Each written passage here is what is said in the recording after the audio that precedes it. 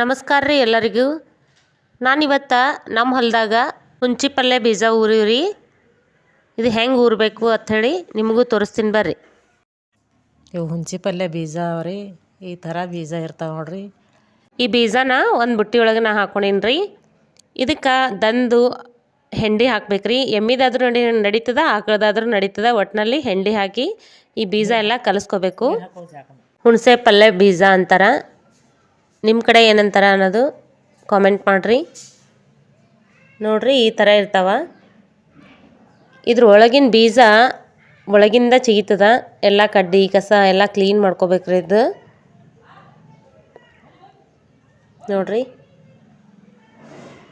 ಈ ಥರ ಇರ್ತಾವ ನೋಡು ಒಳಗಿಂದ ಬೀಜ. ಇದ್ರದಿಂದ ಸಸಿ ಚಿಗಿಯುವಂಥದ್ದು.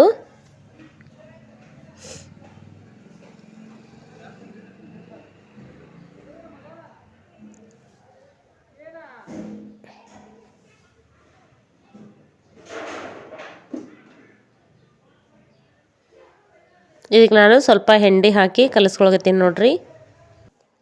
ಈ ಥರ ಹಾಕಿ ಸ್ವಲ್ಪ ನೀರು ಹಾಕಿ, ಜಾಸ್ತಿ ಅಳಸೇನು ಮಾಡ್ಕೊಳ್ಳೋದು ಬೇಡ, ಸ್ವಲ್ಪ ಗಟ್ಟಿನೇ ಇರಲಿ. ಈ ಥರ ಹಾಕ್ಕೊಂಡು ಕಲಿಸ್ಕೋಬೇಕು. ನೀವು ನಮ್ಮ ಚಾನಲ್ಗೆ ಹೊಸಬ್ರಾಗಿದ್ರೆ ಪ್ಲೀಸ್ ಸಬ್ಸ್ಕ್ರೈಬ್ ಮಾಡಿರಿ, ಲೈಕ್ ಮಾಡಿರಿ, ಶೇರ್ ಮಾಡಿರಿ, ಬೆಲ್ ಐಕನ್ನ ಒತ್ತಿರಿ. ಹಿಂಗೆ ಮಾಡೋದ್ರಿಂದ ನನ್ನ ವಿಡಿಯೋದ ಪ್ರತಿಯೊಂದು ನೋಟಿಫಿಕೇಷನ್ ನಿಮ್ಮ ಮೊಬೈಲ್ಗೆ ಬರ್ತದ್ರಿ. ಆಗ ಫಸ್ಟ್ ವಿಡಿಯೋನ ನೀವೇ ನೋಡ್ಬೋದು. ನೀವು ರೈತರಾಗಿದ್ರೆ ನಿಮಗೆ ಹೆಲ್ಪ್ ಆಗ್ತದೆ ಅನ್ನೋ ಉದ್ದೇಶದಿಂದ ನಾ ವಿಡಿಯೋ ಮಾಡೀನಿ ರೀ. ನೋಡಿರಿ ಈ ಥರ.